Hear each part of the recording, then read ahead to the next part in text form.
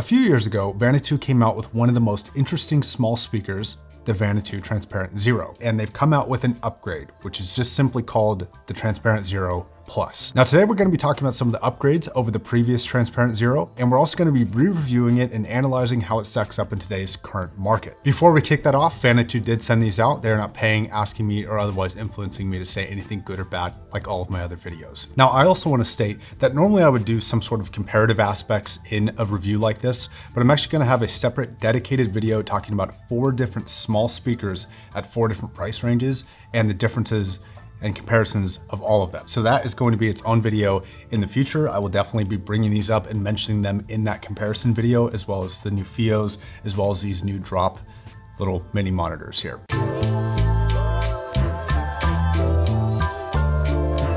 Visually, not much difference. In fact, one of the only visual changes that you might be able to notice is that it now just says plus on the passive radiator on the top. But let's go ahead and break it down in case you haven't heard of these and what they can actually do. They have a 4-inch woofer in the front and a 1-inch dome tweeter. On the top, they have a 4-inch passive radiator. This puts out, for the size, a pretty decent amount of bass. It's pretty impressive. We'll talk about that later. You might also notice that it comes with this handle, and this handle can be oriented or completely removed in different directions. So you have the top handle right here, if you want. You have the bottom handle, which can make these lay flat on a desk or surface, or you can just remove it entirely if you don't like the visual appearance of it. Now the Plus upgrades are mostly internal, which I have no complaints for because the build was already very, very good on here, very versatile. They've upgraded to Bluetooth 5. Along with that comes with AAC and aptX for Android. There's been a bitrate improvement from 16-bit to 24-bit over USB, and something that I know has pained a lot of manufacturers, some of the internal parts they've changed from what they had previously to more sustainably attainable parts that will make supply line issues less of a thing in the future, which I think for a small manufacturer like Vanatoo is a great thing. What makes the speaker so versatile though isn't necessarily the build quality, it isn't necessarily the input options that you have on this.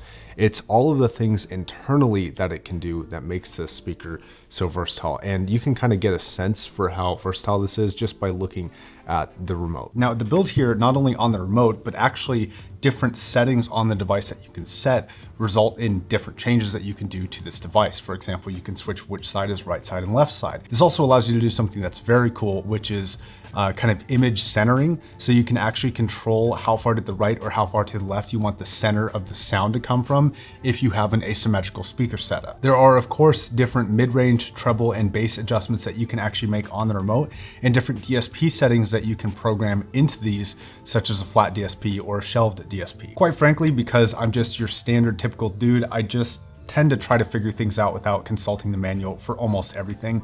This is a product that you won't even know you have some of the features though unless you read the manual. I would highly recommend just giving the manual a once over just to see if anything interests you about its abilities, because it can really do a lot. That being said, with this new version, I do wish that there was an optional, even if it costs more, an optional change in colors. The only color that you can get this in is this matte black color, which I do like a lot, but depending on your setup, it may or may not go with it. And given the shape and the sharp angles, I think that giving maybe a white option or maybe a gray option would have been really cool for them to offer, but they don't do that yet. Okay, my one and only complaint, and I've had this complaint since pretty much day one, I do love the visual appearance of these when they are clean, but they pick up fingerprints so easily. I'm not sure if you'll be able to tell, but they're just fingerprint magnets. Not only do I think that alternative color options would help this, like if you had a different color that's a little bit brighter, it won't show fingerprints as easily, but I also wish that they would find a way to figure out a different finish on this that didn't attract fingerprints as easily. I literally just washed my hands before this review and I'm still leaving like grease fingerprints on here, and I'm not a particularly greasy person. Now, rounding up the build and features, I really want to stop and give Vanatoo some credit here. They are a very, very small manufacturer, and they've been able to do stuff with not only their software, but their build that other companies simply seem to not be able to do despite being much larger companies. I don't think I've ever come across a speaker that can actually do as much as this does in this sort of small near field hi-fi realm. So I did want to make sure that I give Vanatoo a little bit of credit for being a small manufacturer that seems to be outdoing a lot of the competition and has been doing that for years.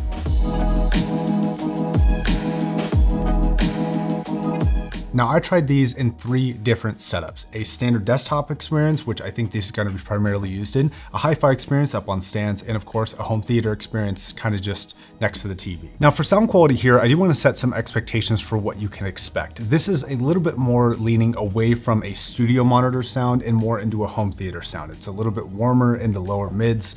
It's a little bit less forward in the treble response than I would consider to be typical or expected out of a studio monitor at this price range. Now that means that this comes with some actual benefits as well though. As far as small monitors go, this is actually relatively an anomaly for its sound quality. A lot of small monitors end up being very upper treble focused and upper mid-range focused and a little bit too shouty and bright and not enough low end.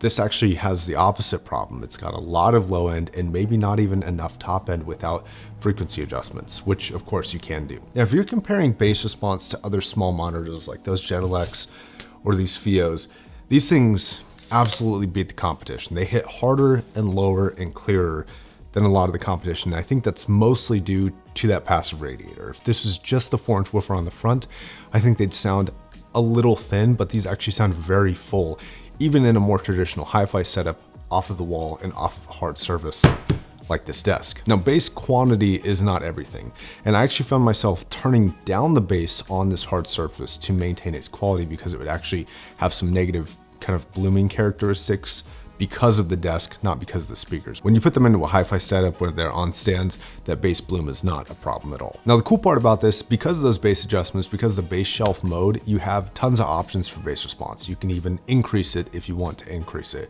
So there's a lot that you can do to kind of adjust for these speakers in your specific environment, and they're actually really capable of adjusting, which is great to see. It's not just an adjustment for the sake of having an adjustment, saying you have an adjustment. It actually functions on this speaker. Now, regarding the sub bass, they've done a cool thing with the software in here where you can actually now adjust your subwoofer output signal to like a dedicated sub with just the remote. So you don't actually have to get up and keep turning the subwoofer and playing with it. You can actually just on the fly change it to what you want. They totally didn't need to do this, but they did anyways. Now, mid-range is not only one of the best sound components on the speaker, but I think it's one of the most important sound sections in general. And if a speaker doesn't have good mid-range, it's really just not that good for me. Now, I don't mind warmth in vocals as long as they still maintain a really good focus and a really good separation from the background. I'm looking for a clear, defined picture, a very specific placement, and I'm looking for it to isolate and really showcase itself.